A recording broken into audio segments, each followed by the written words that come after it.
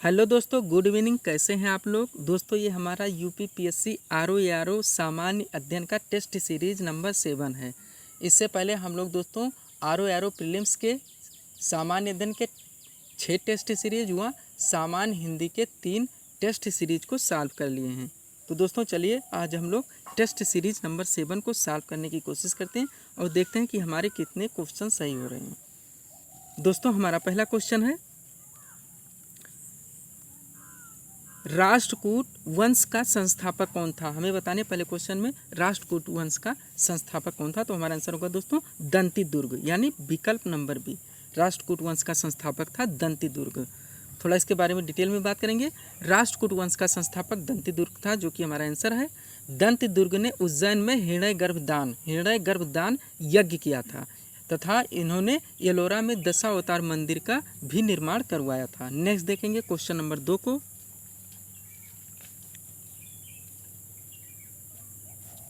Question है दोस्तों, निम्नलिखित में से किसका मिलान सही किया गया? हमें बताएं दोस्तों किसका मिलान सही है। इसमें एक तरफ व्यक्ति दिया गया, दूसरे संबंधित उनसे संबंधित घटनाओं के नाम दिए गए हैं और नीचे दोस्तों हमारे 4 विकल्प हैं। एक नंबर दोस्तों महमूद गजनी, जिसके सामने दिया गया राज सोमनाथ को लूटना। बी नंबर मोहम्मद गौरी, जिसके सामने सिंध पर विजय। सी नंबर अलाउद्दीन खिलजी, जिसके सामने बंगाल में विद्रोह। और डी नंबर है दोस्तों मोहम्मद बिन तुगलक, जिसके सामने चंगेज़ खान का आक्रमण है। विकल्प में दोस्तों दिया गया है 1 और 3 सही है, बी नंबर है केवल 2 सही है, सी नंबर है केवल 1 सही है और डी नंबर दोस्तों 2 और 4 सही है। तो चलिए दोस्तों हम लोग इसे सॉल्व करते हैं। एक नंबर हमारा दोस्तों है महमूद गजनी के सामने दोस्तों सोमनाथ को लूटना, जो कि बिल्कुल सही है। दोस्तों आप लोग जानते हैं कि महमूद गजनी ने सोमनाथ मंदिर पर आक्रमण किया था और उसे लूटा था। अब हम लोग दोस्तों आंसर पे चलेंगे तो देखेंगे दोस्तों किसमें हमारे विकल्प एक मिल रहे हैं। तो दोस्तों यहाँ पे हमारा विकल्प नंबर बी गलत हो रहा है, क्योंकि इसमें केवल 2 दिया गया है, और विकल्प नंबर डी भी गलत हो रहा है क्योंकि इसमें 2 और 4 दिया गया है। इस तरह से दोस्तों एलिमिनेशन पद्धति अपनाने से हमारे दो विकल्प हट गए हैं। अब हमारे पास दोस्तों 2 विकल्प हैं, ये और सी। या तो 1 और 3 सही है और या तो केवल सी सही है, केवल 1। 2 नंबर है दोस्तों मोहम्मद गौरी, जिसके सामने सिंध पर विजय। ये बिल्कुल गलत हो जाएगा दोस्तों, क्योंकि विकल्प के अनुसार हमारे 2 नंबर के विकल्प यहाँ से हट चुके हैं। सी नंबर है दोस्तों अलाउद्दीन खिलजी, बंगाल में विद्रोह, बिल्कुल गलत है। और डी नंबर दोस्तों मोहम्मद बिन तुगलक, जिसके सामने चंगेज़ खान पर आक्रमण है, जो हमारे विकल्प में भी नहीं है दोस्तों, तो यह भी पूरी तरह से हट जाएगा। इस तरह से दोस्तों एलिमिनेशन पद्धति को अपनाकर हमें दोस्तों पूरी तरह से ना आते हुए भी आंसर सही हो जाते हैं। तो यहाँ पे हमारा आंसर हो रहा है दोस्तों केवल 1, महमूद गजनी सोमनाथ को लूटना, यानी हमारा आंसर होगा दोस्तों विकल्प नंबर सी। चलिए इसके बारे में थोड़ा सा डिटेल में बात कर लेते हैं। सुल्तान महमूद गजनवी द्वारा सोमनाथ की लूट 1025 ईस्वी में की गई थी। कब दोस्तों? 1025 ईस्वी में की गई थी। नेक्स्ट देखेंगे दोस्तों क्वेश्चन नंबर 3 को। क्वेश्चन नंबर 3 है, अकबर ने निम्नलिखित में से किसका निर्माण नहीं करवाया था? दोस्तों मैं बार बार कहता हूं कि आप क्वेश्चंस को पूरा पढ़ने की कोशिश कीजिए। लास्ट में हाईलाइट नहीं किया था कि आपसे बताने हैं, हाँ बताने हैं, नहीं बताने हैं। तो दोस्तों यहाँ पे पूछा जा रहा है अकबर ने निम्नलिखित में से किसका निर्माण नहीं करवाया था। ए नंबर है हुमायूं का मकबरा, बी नंबर है बुलंद दरवाज़ा, सी नंबर जोधाबाई का महल और डी नंबर है मोती मस्जिद। तो दोस्तों आप लोग जानते हैं कि हुमायूं का मकबरा का निर्माण अकबर ने करवाया था, बुलंद दरवाज़ा का निर्माण भी अकबर ने करवाया था और जोधाबाई का महल दोस्तों इसका निर्माण भी अकबर ने ही करवाया था। जबकि मोती मस्जिद दोस्तों इसका निर्माण आगरा में जो था उसका शाहजहाँ ने करवाया था और दिल्ली में जो है दोस्तों मोती मस्जिद उसका निर्माण औरंगजेब ने करवाया था। तो यहाँ पे हमारा आंसर होगा दोस्तों विकल्प नंबर डी, क्योंकि मोती मस्जिद का निर्माण दोस्तों अकबर ने नहीं करवाया था। थोड़ा इसके बारे में दोस्तों डिटेल में बात करेंगे। मोती मस्जिद का निर्माण शाहजहाँ द्वारा 1654 ईस्वी में आगरा के किले में करवाया गया था, जो कि हमारा आंसर है। यह आगरे की सभी इमारतों में सबसे सुंदर और आकर्षक है। यह शुद्ध सफ़ेद संगमरमर से निर्मित है। इसके अलावा सभी निर्माण दोस्तों जैसे हुमायूं का मकबरा हो गया, बुलंद दरवाज़ा हो गया, जोधाबाई महल का हो गया, इनका निर्माण अकबर ने ही करवाया था। और दिल्ली में जो मोती मस्जिद है दोस्तों उसका निर्माण औरंगजेब ने करवाया था। नेक्स्ट देखेंगे क्वेश्चन नंबर 4 को।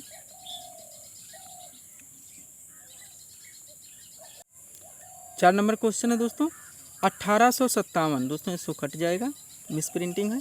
1857 का विद्रोह लखनऊ में किसके नेतृत्व में आगे बढ़ा, ये पूछा जा रहा है दोस्तों। आप लोग जानते हैं कि 1857 में जो विद्रोह हुआ था, जो क्रांति हुई थी, उसका नेतृत्व लखनऊ से किसने किया था, ये हमारा क्वेश्चन है दोस्तों।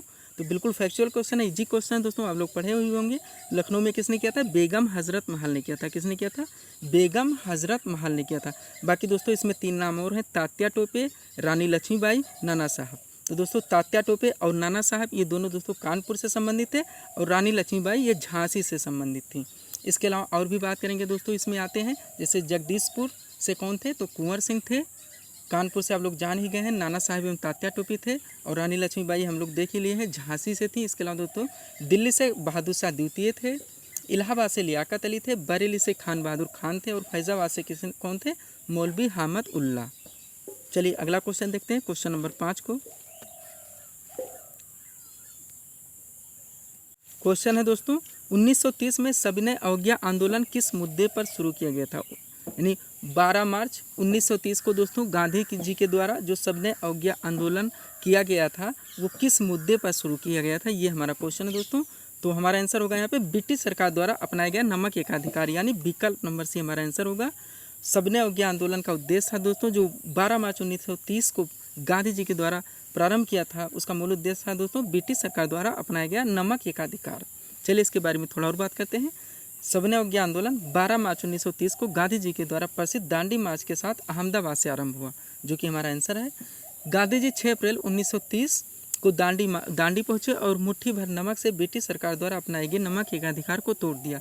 यह इस बात का प्रतीक था कि भारतीय जनता ब्रिटिश कानूनों और ब्रिटिश शासन के अंतर्गत जीने के लिए तैयार नहीं है। इस प्रकार आंदोलन तो तात्कालिक मुद्दे पर नमक एकाधिकार को लेकर शुरू किया गया था। आगे देखेंगे दोस्तों क्वेश्चन नंबर 6 को।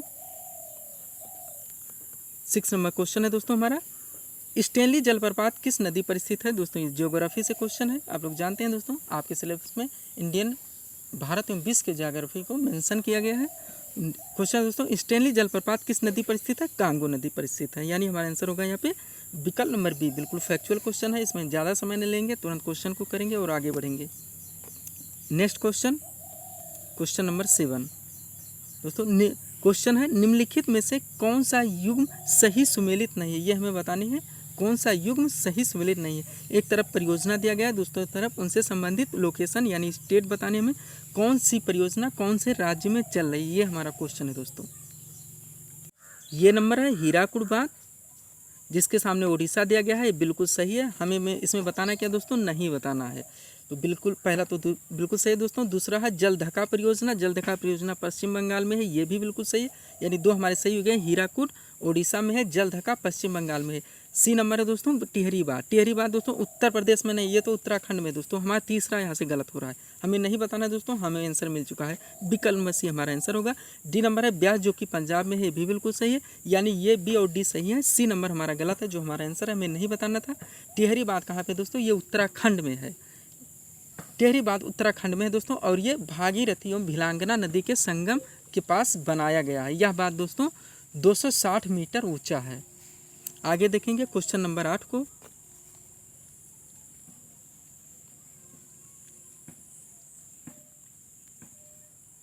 एट नंबर क्वेश्चन है दोस्तों, सामाजिक वानिकी है, हमें बताने हैं। हमारे पास 4 स्टेटमेंट है, हम लोग इसको पढ़कर इनका आंसर करेंगे दोस्तों। सामाजिक वानिकी क्या है, तो सामाजिक वानिकी का मतलब है दोस्तों सरकारी स्वामित्व वाली भूमि पर उपयोगी पौधों को उगाना और उनकी व्यवस्था करना, यानी विकल्प नंबर डी। आप लोग जानते हैं दोस्तों, आपके सिलेबस में जनसंख्या एवं पर्यावरण का भी मेंशन किया गया है दोस्तों। तो ये पर्यावरण यानी एनवायरनमेंट से क्वेश्चन है दोस्तों। सामाजिक वानिकी क्या है, तो सरकारी स्वामित्व वाली भूमि पर उपयोगी पौधों को उगाना और उनकी व्यवस्था करना। स्टेटमेंट डी हमारा आंसर है। नेक्स्ट देखेंगे क्वेश्चन नंबर 9 को। 9 नंबर क्वेश्चन हमारे सामने है दोस्तों, जो यूपी स्पेशल से लिया गया है। यूपी स्पेशल के स्टैटिक जीके का क्वेश्चन है दोस्तों, पढ़ते हैं हम लोग इसे। क्वेश्चन दोस्तों, प्रसिद्ध बटेश्वर मेला आयोजित होता है। बटेश्वर मेला कहाँ पे आयोजित होता है, ये हमें बताना है। तो मैं आंसर होगा दोस्तों आगरा, विकल्प नंबर सी।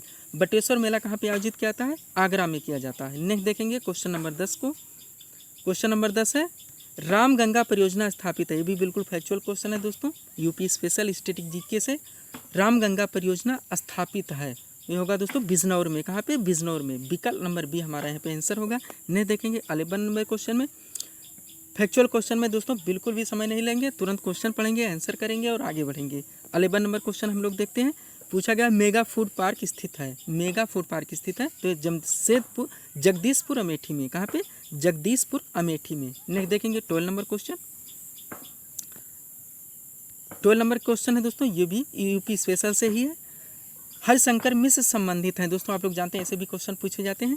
तो विकल्प में बनारस घराना, लखनऊ घराने से, लखनऊ वाराणसी घराने से, मथुरा से। हमें बताने दोस्तों हरिशंकर मिश्र संबंधित है तो कहाँ से है? बनारस घराने से, यानी हमारा आंसर होगा यहाँ पे विकल्प नंबर ये। अगला देखेंगे 13 नंबर क्वेश्चन। 13 नंबर क्वेश्चन दोस्तों करेंट से रिलेटेड क्वेश्चन है दोस्तों। अमृत योजना का शुभारंभ किया गया। अमृत योजना का शुभारंभ किया गया, ये हमें बताने हैं 13 नंबर क्वेश्चन में दोस्तों। डेट बताना है हमें, समय बताने हैं कि कब अमृत योजना का शुभारंभ किया गया। तो यहाँ पे हमारा आंसर होगा दोस्तों, बिल्कुल फैक्चुअल क्वेश्चन है, 24 जून 2015 को, यानी विकल्प नंबर सी हमारा आंसर होगा। अमृत योजना का शुभारंभ किया गया था 24 जून 2015 को। इसके थोड़ा सा दोस्तों डिटेल में बात करते हैं। तो गरीब लोगों के लिए दोस्तों इसका उद्देश्य जो था, गरीब लोगों के लिए जीवन की गुणवत्ता में सुधार हेतु जल आपूर्ति, सीवरेज, शहरी परिवहन आदि प्रदान करना। इसके अंतर्गत 100 स्मार्ट सिटी बनाने की भी योजना शामिल है दोस्तों। अमृत योजना जो था जिसका शुभारंभ किया गया था 24 जून 2015 को, उसके अंतर्गत दोस्तों गरीब लोगों के लिए जीवन की गुणवत्ता में सुधार लाने के लिए, जल आपूर्ति करने के लिए, सीवरेज सुविधा करने के लिए व शहरी परिवहन आदि प्रदान करने के लिए, इसके साथ साथ दोस्तों इसके अंतर्गत 100 स्मार्ट सिटी बनाने की भी योजना शामिल की गई थी। आगे देखेंगे क्वेश्चन नंबर 14। क्वेश्चन है दोस्तों किस प्रदेश में पूरे साल वर्षा होती है, यानी वर्ष भर वर्षा होने वाले दोस्तों प्रदेश को हमें बताने हैं। कौन से प्रदेश? जैसे आप लोग बोलते हैं भूमध्यसागरीय प्रदेश, उष्णकटिबंधीय प्रदेश, शीतोष्णकटिबंधीय प्रदेश, ध्रुवीय प्रदेश, इस तरह से दोस्तों हमें प्रदेश बताने होते हैं। तो यहाँ पे बताना है दोस्तों किस प्रदेश में पूरे वर्ष वर्षा होती है, यानी या फिर ऐसा भी कह सकते हैं पूरे वर्ष वर्षा प्राप्त करने वाला प्रदेश कौन सा है। तो हमारा आंसर होगा दोस्तों विषुवतीय प्रदेश। कौन सा? विषुवतीय प्रदेश। विषुवतीय प्रदेश से आप लोग समझ गए होंगे दोस्तों विषुवत रेखा के दोनों ओर या संलग्न क्षेत्र। थोड़ा इसके बारे में डिटेल में बात करेंगे दोस्तों ताकि आप लोगों को क्लियर हो जाए। विषुवत रेखा के उत्तर तथा दक्षिण दोस्तों ऐसा कह सकते हैं आप 5 अंश से लेकर या 5 अंश से 10 अंश अक्षांश तक विस्तृत जलवायु वाले भाग को विषुवत रेखीय जलवायु अथवा उष्णकटिबंधीय आर्द्र जलवायु प्रदेश कहते हैं। एक मिनट दोस्तों,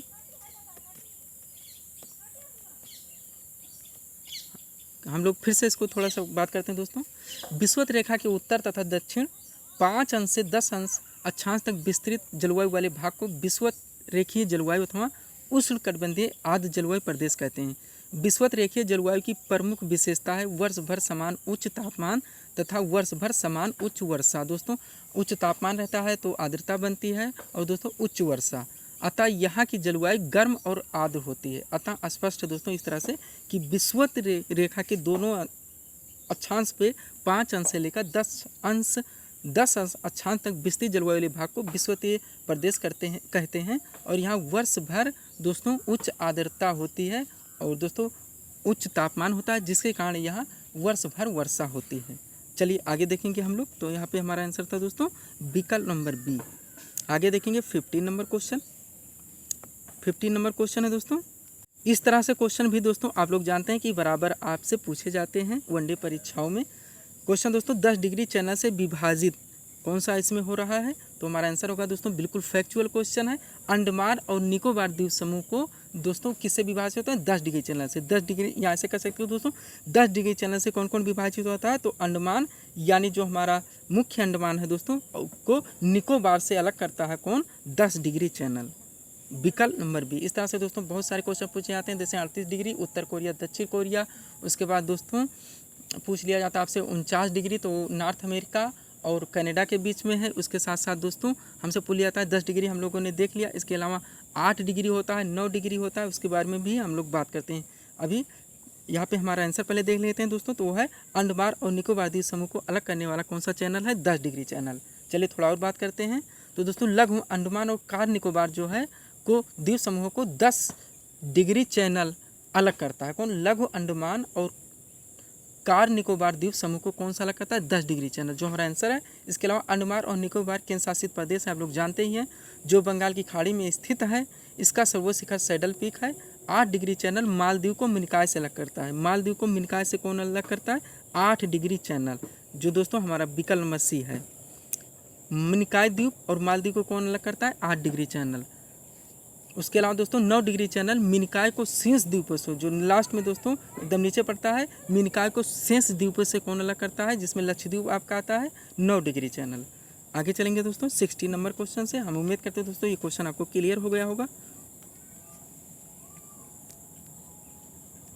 क्वेश्चन है हमारा, डेनमार्क, आइसलैंड, नॉर्वे, स्वीडन एवं फिनलैंड मिलकर कहलाते हैं, तो क्या कहलाते हैं दोस्तों? Scandinavian country. स्कैंडिनेवियन कंट्री, यानी हमारा आंसर होगा दोस्तों यहाँ पे विकल्प नंबर बी, स्कैंडिनेविया। दोस्तों इसके बारे में डिटेल में बात करते हैं थोड़ा सा। उत्तरी यूरोप के नॉर्वे, स्वीडन तथा डेनमार्क देशों को सम्मिलित रूप से स्कैंडिनेविया देश कहते हैं। फिनलैंड, आइसलैंड तथा फैरो द्वीप समूह के संग ये देश नॉर्डिक देश भी कहलाते हैं। कभी कभी दोस्तों डेनमार्क, आइसलैंड, फिनलैंड, स्वीडन तथा नॉर्वे, जो हमारा क्वेश्चन है दोस्तों, को मिलाकर स्कैंडिनेविया देश कहा जाता है। जबकि यूरोप और एशिया महाद्वीप को संयुक्त रूप से क्या कहा जाता है? एशिया कहा जाता है। इसके अलावा दोस्तों इसमें और होते हैं माइक्रोनेशिया, पॉलिनेशिया, मेलानेशिया। तो पोलिनेशिया दोस्तों हवाई द्वीप, समोआ, टोंगा, टुवालू, पूर्वी किरबिरी, कुक द्वीप समूह आदि मिलकर पोलिनेशिया कहलाते हैं। माइक्रोनेशिया में आपका उत्तरी मरियाना आता है, कैरोलिन आता है, मार्शल द्वीप समूह आता है, गिलबर्ट द्वीप आता है। मेलानेशिया दोस्तों इसमें आर्यन जावा आता है, फिजी आता है, न्यू कैलेडोनिया आता है, पापुआ न्यू गिनी आता है, सोलोमन आता है, द्वीप आता है और वानुआतु आता है। इस तरह से दोस्तों ये आपकी स्कैंडिनेवियन कंट्री, नॉर्डिक देश और यूरेशिया, इसके अलावा मेलानेशिया, माइक्रोनेशिया और पोलिनेशिया दोस्तों अलग अलग समूहों से बनते हैं। चलते हैं दोस्तों अगले क्वेश्चन पे, क्वेश्चन नंबर 17 पे। क्वेश्चन है दोस्तों, प्रधानमंत्री श्रम योगी मानधन योजना के संदर्भ में निम्न कथनों पर विचार कीजिए। 4 स्टेटमेंट हमारे पास हैं दोस्तों। नीचे पूछा गया प्रधानमंत्री श्रम योगी मानधन योजना के संदर्भ में निम्न कथनों पर विचार कीजिए। तो हमारा आंसर होगा दोस्तों यहाँ पे, यह असंगठित कामगारों हेतु है। विकल्प नंबर बी, यह असंगठित कामगारों हेतु है। ये नंबर हमारा कट जाएगा दोस्तों, क्योंकि ये संगठित कामगारों हेतु नहीं था। इसके बाद दोस्तों इसमें उम्र जो दिया गया है 18 से 50, ये गलत है, 18 से 40 है। और इसमें जो केंद्र एवं राज्यों का योगदान है वो 50:50 है, न कि 75:25 है। तो ये इसका आंसर होगा दोस्तों विकल्प नंबर बी, या असंगठित कामगारों हेतु है। इसके बारे में थोड़ा सा डिटेल में बात करेंगे। प्रधानमंत्री श्रम योगी मानधन योजना भारत सरकार द्वारा असंगठित क्षेत्र के श्रमिकों हेतु प्रारंभ की गई एक पेंशन योजना है, जो कि हमारा आंसर है। इसमें पंजीकरण की आयु 18 से 40 वर्ष तक है, ना कि 50 है, जो दोस्तों सी नंबर में था, हमारा गलत चला गया स्टेटमेंट। और जिसमें केंद्र व राज्यों का योगदान 50:50 है, ना कि 75:25, जो कि डी नंबर स्टेटमेंट था। तो यहाँ पे हमारा आंसर बना है दोस्तों विकल्प नंबर बी। आगे देखेंगे 18 नंबर क्वेश्चन। क्वेश्चन है दोस्तों, प्रधानमंत्री उज्ज्वला योजना यानी PMUY का प्रधान उद्देश्य क्या है? प्रधानमंत्री उज्ज्वला योजना PMUY का प्रधान उद्देश्य क्या है? तो हमारा आंसर होगा दोस्तों, बिल्कुल फैक्चुअल क्वेश्चन है, BPL परिवारों को LPG कनेक्शन देना। BPL परिवारों को LPG कनेक्शन देना, यानी हमारा आंसर होगा दोस्तों विकल्प नंबर यहाँ पे बी। आगे देखेंगे दोस्तों, इसके बारे में थोड़ा सा डिटेल में बात करेंगे। प्रधानमंत्री उज्ज्वला योजना PMUY का प्रधान उद्देश्य BPL परिवारों की महिलाओं को मुफ्त LPG गैस कनेक्शन देना है। इस योजना में 5 करोड़ गरीब महिलाओं को फ्री गैस कनेक्शन मुहैया कराने की योजना बनाई गई थी। बाद में इसको बढ़ाया भी गया दोस्तों, आप लोग जानते ही हैं। चलिए आगे देखते हैं क्वेश्चन नंबर 19 को। 19 नंबर क्वेश्चन है, केंद्र सरकार ने किसानों की आय दोगुनी करने का लक्ष्य तय किया था। कब किया था दोस्तों? इंपॉर्टेंट क्वेश्चन है, बार दोस्तों न्यूज़पेपर में आप लोगों ने देखा होगा, न्यूज़ चैनल में भी दोस्तों। तो वो था दोस्तों 2022 में। कब तक? 2022 में। केंद्र सरकार ने किसान की आय को दोगुना करने का जो लक्ष्य रखा था वो 2022 तक रखा था, यानी हमारा आंसर होगा दोस्तों विकल्प नंबर सी। नहीं देखेंगे आज का लास्ट क्वेश्चन।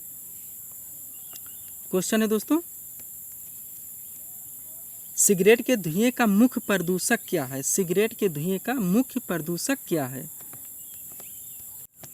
बिल्कुल फैक्चुअल क्वेश्चन है दोस्तों। सिगरेट के धुएं का मुख्य प्रदूषक क्या है, ये हमें बताने हैं। क्वेश्चन नंबर 20 आज के लास्ट क्वेश्चन में दोस्तों।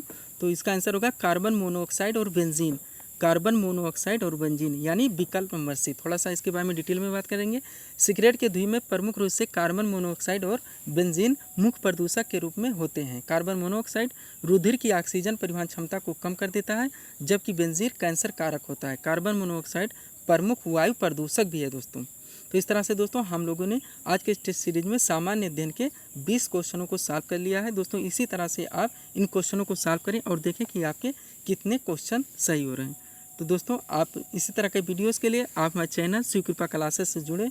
चैनल को लाइक करें, शेयर करें, सब्सक्राइब करें। Thanks for watching.